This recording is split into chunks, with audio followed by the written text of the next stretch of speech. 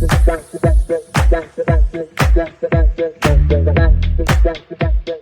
to It's Just Middle School with Sarah and Kelly. If you're joining us for the first time today, we are two fabulous veteran middle school teachers with middle schoolers of our own that love talking about middle school.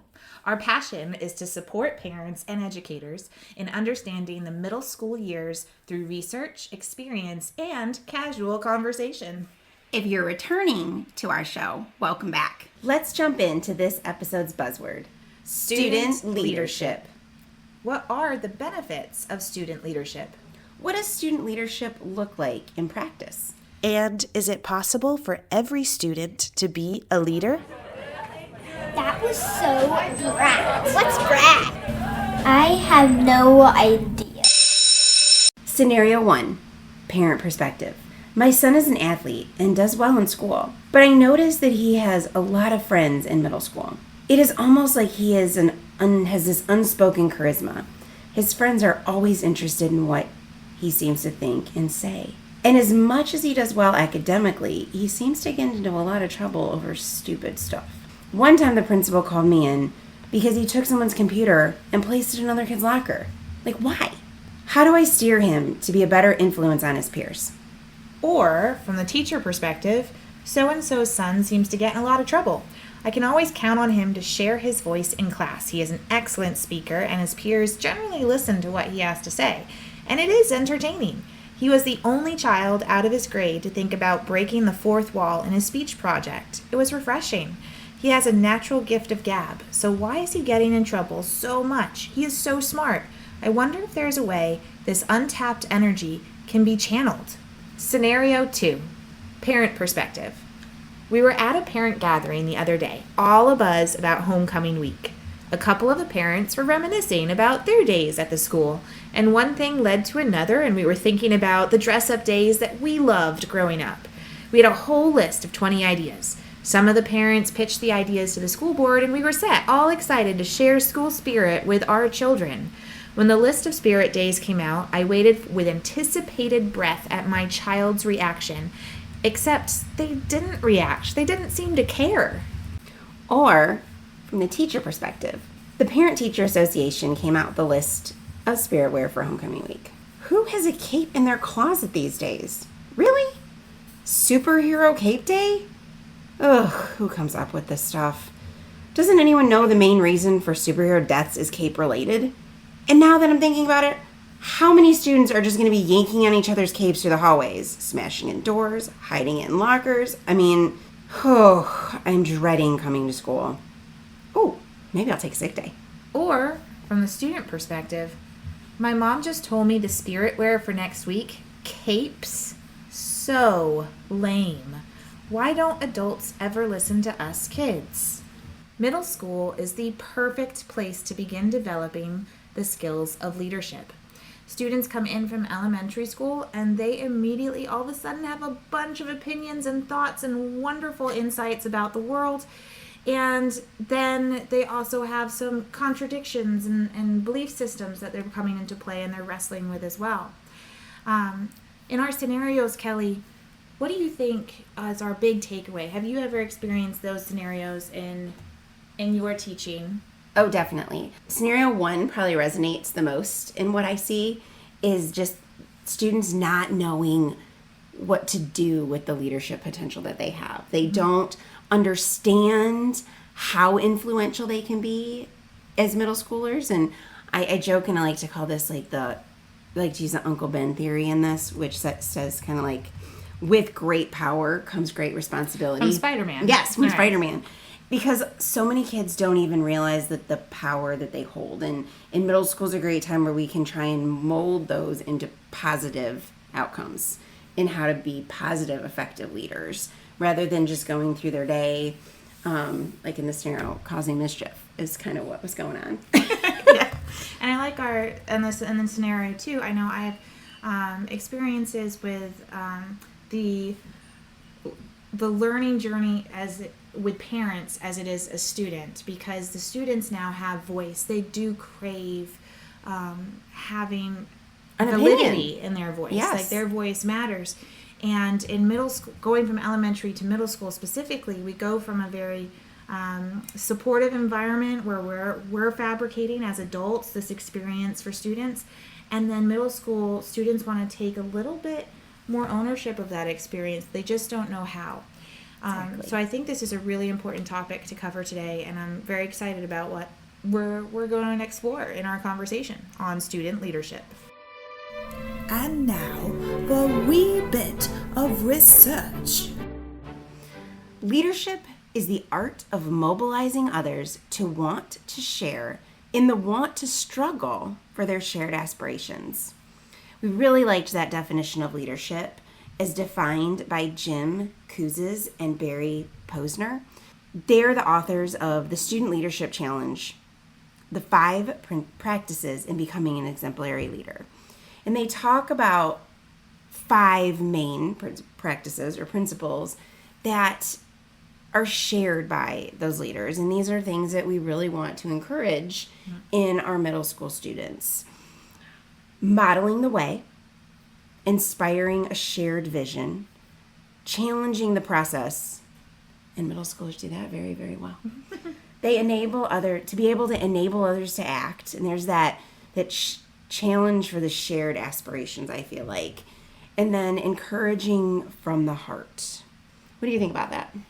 Yeah, I think Kouzes and Posner really identify leadership in those 5 ways as a process, right? You first got to model, then you inspire, you challenge, continue for reflection and looking at the process to see where there's improvement, and then you enable in others to act by that way, and you sustain it by encouraging from the heart. And in that also goes with adult leadership too. They have a student leadership challenge book, but they also have a leadership challenge for adults, and those 5 things are in both of them.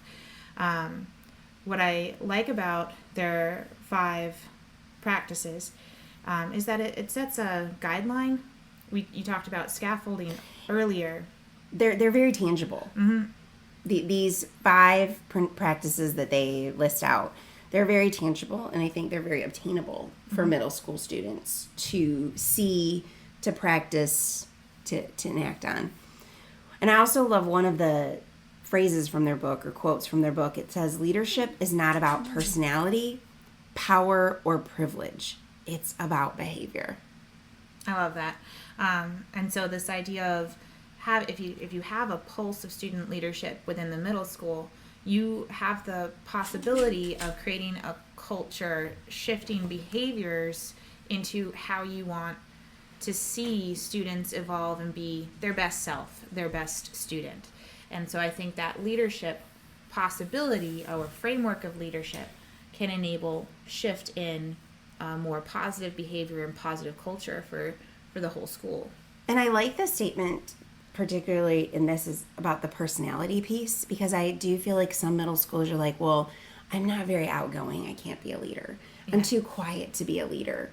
And they don't realize the potential in being a quiet leader. They don't even realize that exists yet. Mm-hmm. So just being able to see how it's more about their behavior and what they're demonstrating versus it being all about, like, you're not born a leader. Like, everyone has the potential to be a leader. Yeah, and I think that's their major vision in the concept of leadership is that everyone is a leader. And on a lot of middle schools and upper schools, if you look at the mission statement, most of the time you will see something regarding leadership.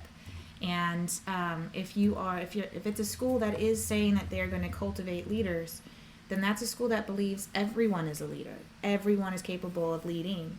And that's a school that is, I want my child in for sure. Absolutely. In Dr. Stephen Covey's book, 7 Habits of Highly Effective People, which many of our audience may even be familiar with, because this book has been out for a while.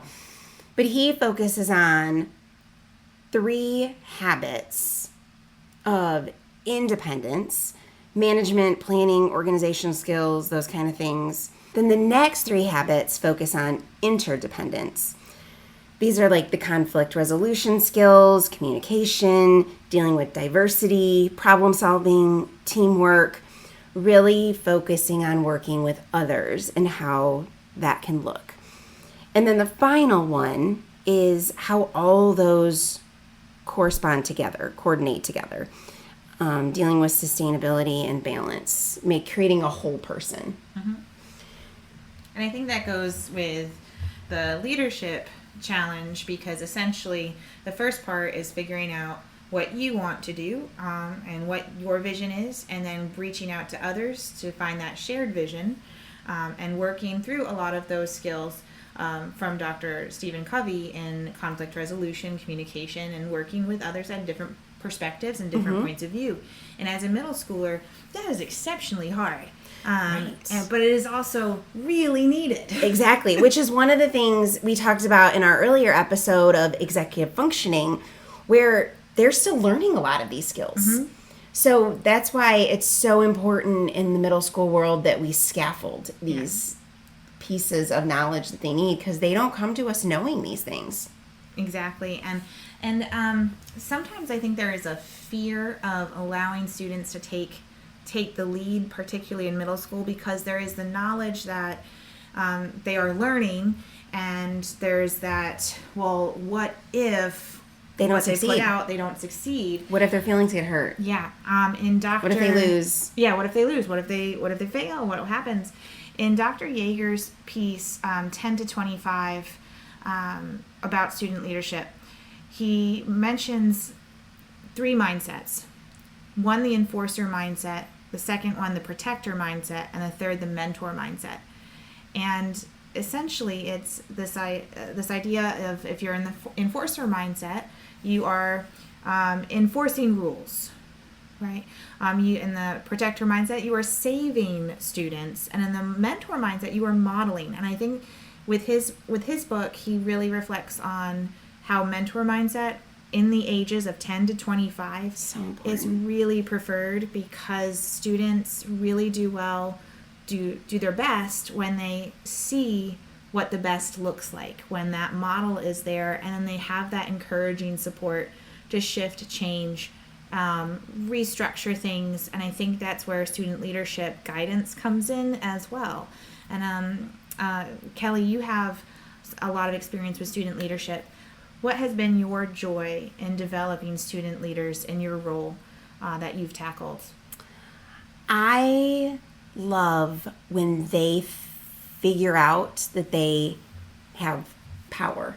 Yes. In lack of a better word. I mean, they're not, running a school, or they're not in charge of these, but just knowing that they can come up with a plan, implement a plan, and watch it unravel.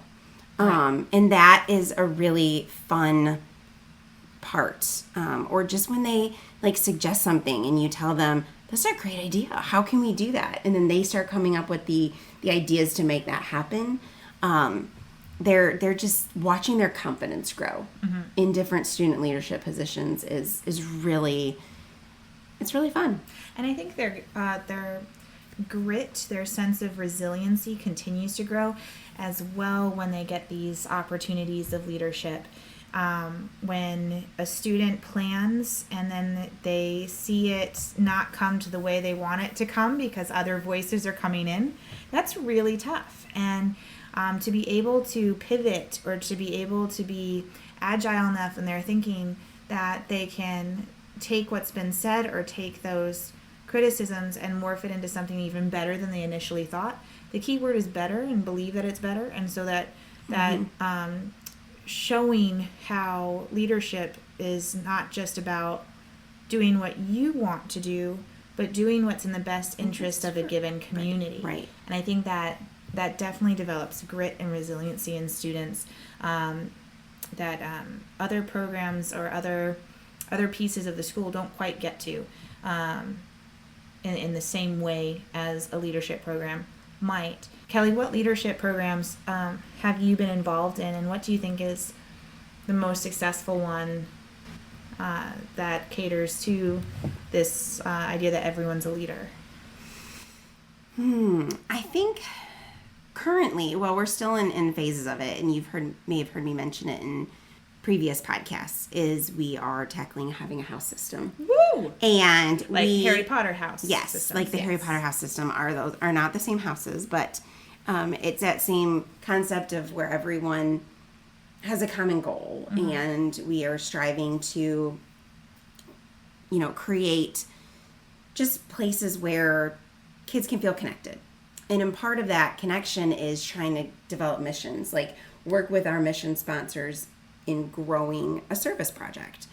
And you have leaders in each of the houses that students can contribute voice to. Correct. And that's been the interesting piece because that was just redeveloped this summer.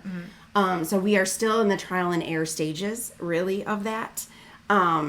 And actually, we meet for the second time this week. So it'll be interesting to see how it develops because our student leaders haven't really had this piece before. It's been much more of a, well, let's try and bring the salad bar or the sandwich bar back. It's always about the cafeteria. It's always about food when you get these student groups together. They always want the food piece. But we're really trying to grow what can we do as a group to better the school and the community. We're trying to take the community role, and I think that goes into the heart piece. When I was a student leader sponsor in another school, in one school, students, it began with more of a student council position, and that tends to be the case, right, where they campaign and they do speeches and they have peers nominate who the president's going to be, who the secretary is going to be, who the vice president's going to be, who the treasurer is going to be. It's pretty standard leadership model, but it's down to 4 people, and that becomes very limited, I think, in what if there's a belief that every student can be a leader, then there has to be more than minimal leadership roles. Yeah, and that was a hard. We really had that challenge earlier in the year too when we were creating this. We had so many people that wanted to run, right? And how do you? Because sometimes it becomes a popularity contest, and we don't want that to happen. Right. You don't want your student leadership to be a popularity contest. Right, because then that... But at the same time, how students perceive student leadership is very, very important, because if they have to see themselves being that leader to look into themselves for future leader possibilities. But as you mentioned, the student council, that four-person structure, guidance that happens a lot in schools, has that campaign piece, and that campaign piece can be problematic because it makes it seem like it's a popularity contest to other students, that purview of popularity. But at the same time, that popularity is kind of needed, right? Because you need people to follow you. So it's not just about who can have the best vision. That's a learning experience in of itself. True. Is if you lead, it cannot just be about what you want, and people have to have faith that what you want is what they want, right? That shared vision piece. So one of the... Well, that's why I do feel like having them create a speech is an important piece of delivering their vision. Right. And they have to know what they stand for. Right. As well as being able to connect that. There's another school we did, instead of campaigning, we did an application process. And we expanded the 4 role into a 4 top, but having a committee structure behind it, so that you had leaders that were sort of the face of the leadership program, but then you had committee student bodies backing them up in various ways. And I think having more you could opportunity. Find your role of where your strength was in that piece. Right. And so it wasn't limited to just the 4. It was also leaders within those committees. And I think that creates a stronger student body of leadership as that model. But I do wonder about if there are other leadership models that incorporated into advisory programs, or we've talked about those before in earlier episodes too. I know at the Ron Clark Academy, RCA, yes, they do a lot of that in their student leadership. They branch out. They have like tutoring times with students, and their 8th graders really do bring up those 4th and 5th graders from what I have seen, and the few times that I've been able to have the opportunity to go there. Right. Um, And so that's also part of that student leadership and modeling the way. It's not just them modeling the way for themselves in the middle school, but having them have a chance to be the models of future middle schoolers and mentorships towards elementary yes. as well. Now, in our house council, which is what we call it now, which is a bridging of our old student council with our house system, we have a president from each of the 4 houses, and they are 8th graders. Our vice president is a 7th grader, and again, we have 4 of them. And then we have 4 representatives from 6th grade, 5th grade, and 4th grade. So our government is 4th through 8th grade. You have an opportunity starting in 4th grade to lead. And then we have, instead of it just being 1 per home room, which is what we used to do, we just put it as 1 is for each house. And each house voted for a person that they thought was the strongest representative in their house. Right. Which was also interesting because it limited some of, like, there was only 8 people to pick from in some houses for each grade level versus 16. Right.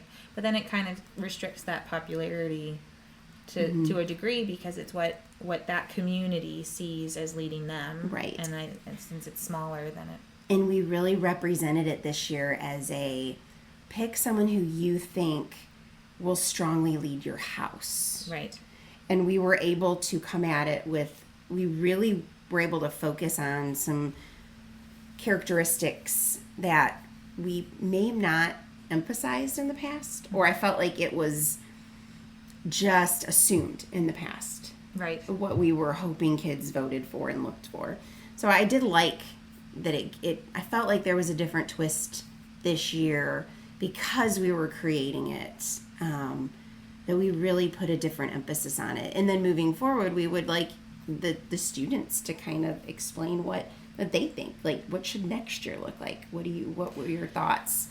I love that. I love the student-driven aspects of the decisions being made in your student leadership program. I think that's extremely important and extremely telling of the school you're working in. And look at the good job that you're doing. But the step by step, right. Day by day, sometimes. Day by day.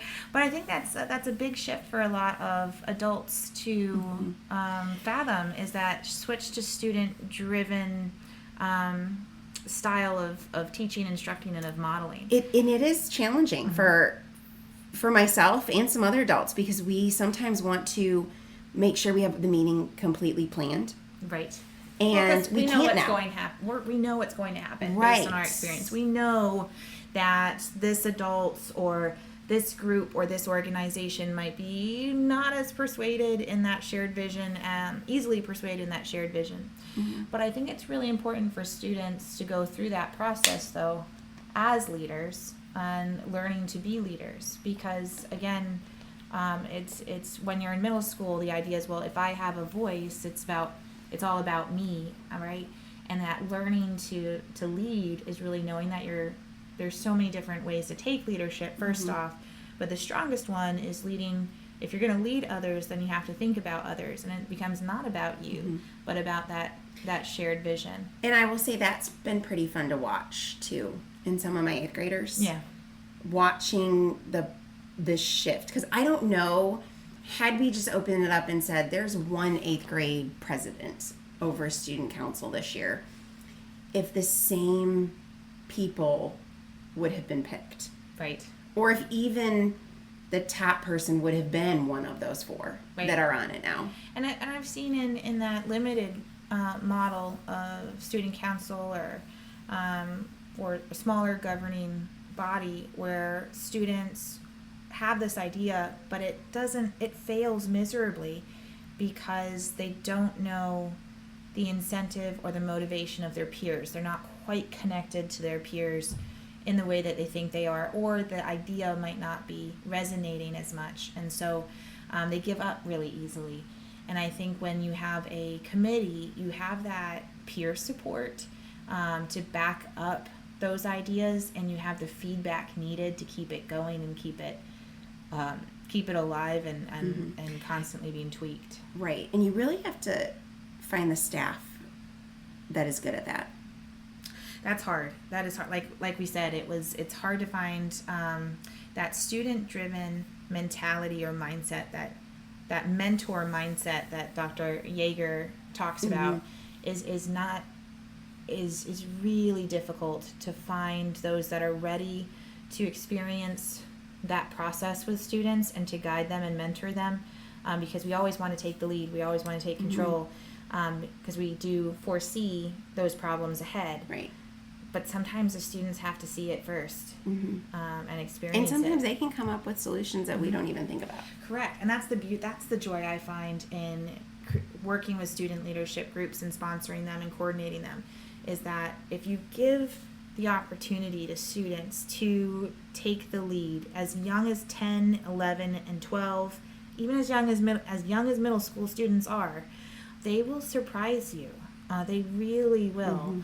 But it is a process, and it does take a lot of guidance and positive support to do that in a way that doesn't harm that trajectory of learning. Yeah, and that's a fine balance. Yes. So that's a tricky balance sometimes. All this said, what advice can we give parents and educators on how to develop these leadership skills with or without a student leader program in place at the school? Right, because we're not expecting you to create a whole student government system in your household. That would be crazy. I would not want a middle schooler. I mean, you can. Go for it. Let us know how that goes. Right. But on all practicality. But to just try and help create an opportunity for these skills to grow within our students. Well, today we have the Yes Day dilemma. The Yes Day. Oh, is that about that movie with Jennifer Gardner and she says yes, and it's that To everything. Yes to everything, and there's this moment where the car wash happens, and that's my nightmare. Yes, after that movie came out and we watched it, it was a constant, can we have a yes day? Can we have a yes day? I'm like, how often are you really told no? Is what I wanted to hear. Like, was my question. Like, a lot of days are yes days. So with that, let's look at what we call the Yes Day dilemma.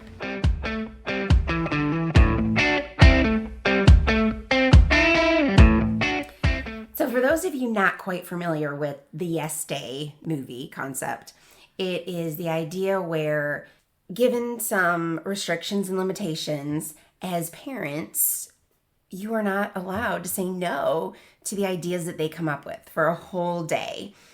Now, they do focus on, like, you couldn't spend a certain amount of money, or you can go over a certain amount of money. So there's a budget. There's also a distance involved. So you can go, like, to another state and try and do something.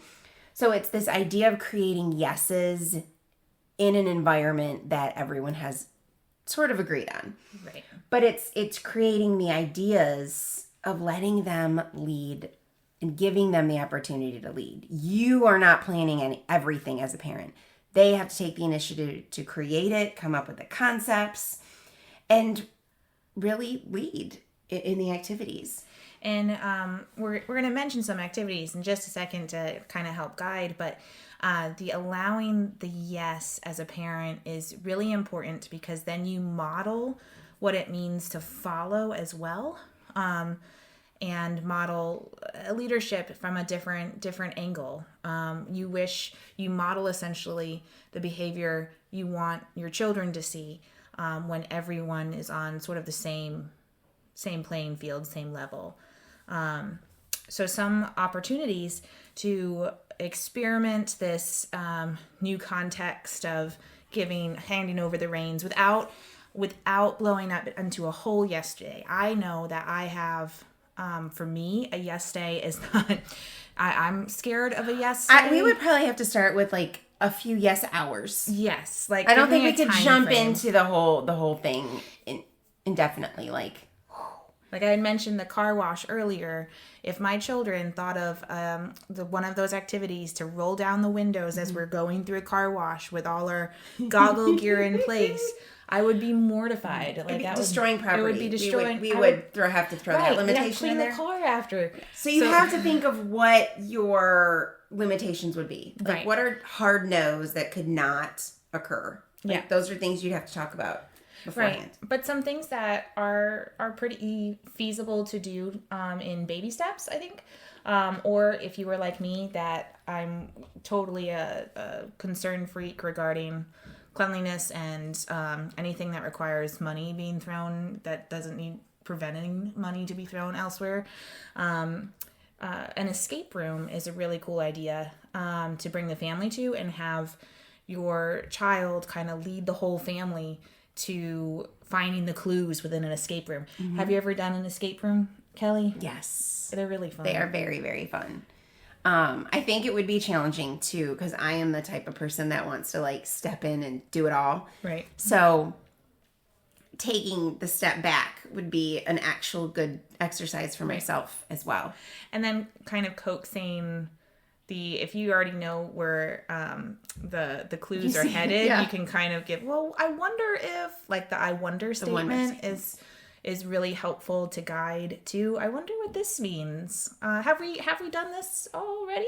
I'm curious about, and then it kind of leads the child to that conclusion eventually. But then you also, if you're a board game family, nominating captains in a board game. Yeah, I have never done this. What does that look like? So you're on teams, whatever game you're playing, you're on teams. And if there's a decision to be made, there is your child is the captain. The captain takes the lead. I mean, this could be done in Monopoly when you're deciding to mortgage or deciding for what property. You kind of let them rationalize why, and you could ask, well, why is this the best decision, or just go along with it and see what happens. I think that's that leads into making decisions, making a plan, and following it through.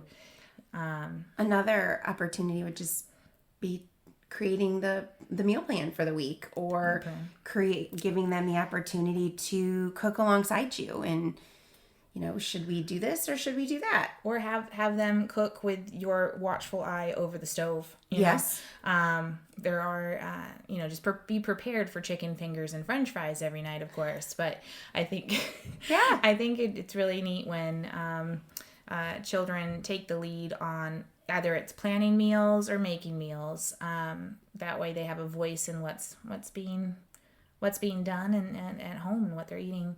And then you can throw in a nutritional lesson every once in a while, right? Sure. Like, is this a well-balanced meal?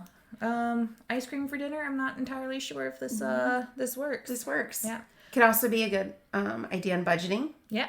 If you realize you're spending a whole lot of money on groceries, giving them the opportunity to see what things cost and pick, what they want to see on the kitchen table can sometimes lead to them eating more food. Yep. Yep. And then in the same lines in terms of making plans, if there's a vacation that a family that you are headed into, or you have some time off and there's a day off from work, then the child can mark the day's plans, looking at travel guides and what is there to do in the city, and giving them a budget, giving them this idea, this is how much we have, what can we do with it, what would you like to do with it, and engage them in the process of planning a trip. Absolutely. So the point of this creating opportunities like this at home is to give them the confidence to do this at school. When they go to attempt these student leadership roles, they have some of the skills that you have helped them develop to be successful in the roles they get placed in at school. So they have the understanding of how to work with others, how to make decisions, how to also realize that sometimes their decisions may not be met wholeheartedly, and what can you do about that? Right. I was just reading an article on Dungeons and Dragons, on how you can parent with this idea of a dungeon master concept in gamification. Like this essential of leading, here are your options, choose, and then being there to support whatever option they decide to pick, navigating what those options contain and then the consequences that might come from them, or react to what those consequences could be in the moment, and navigate any pitfalls and triumphs along the way. Well, that actually leads nicely into our second part of Yes Day. Which is why I said it. I knew it would slip into there. Well played. Saying, yes, that's awesome, more often during and after the opportunity. Yeah. Giving them credit and building up their confidence when something is successful, but also helping them kind of cope or figure out the process when it fails and falters, or when they run into those conflicts that are inevitably going to happen when you're in a leadership position. But helping them understand that, okay, let's reflect on this. Let's come up with ways we can improve on this in order to pitch it again. Yeah, and I think it might not be as helpful to say, yes, that's awesome with every step of the way, because at some point if they fail and you go, yeah, that's awesome, you failed, that doesn't quite work. But I don't think it's the feeling that's awesome that they failed. It's Right. awesome that they tried something new. Correct. But, and at the same time, you want to encourage to try again, but you can't encourage to try again with the same thing happening, right? Exactly. That's like the definition of insanity is doing the same thing over again, expecting different results. So the idea of when that outcome that is undesired comes up, what's the new plan? And then, Which is why the reflection and discuss piece is important. Yeah, absolutely. Discuss the ways to improve. so when the plan fails, make a new one and test it out. And I think that's that dungeon master, The whole scientific method right there, actually. It is. That hypothesis, evidence, try again. So that's why your rationalize out. student has to do science fair projects. Even though you don't like them, there is the process behind that. Just say yes. Just say yes. Yes, and. It's also an improv thing. Yes, and. What else can I do? Right. But I love that. So our Yes Day concept, the Yes Day dilemma, is just providing an opportunity for students to take control and lead in ways that are well supported and in context that is manageable for the family unit, so that they can build those skills of grit and resiliency that you see in leadership programs, but also in building that confidence so that they can feel like they can lead their peers when that opportunity comes around. Exit ticket time. Exit ticket time.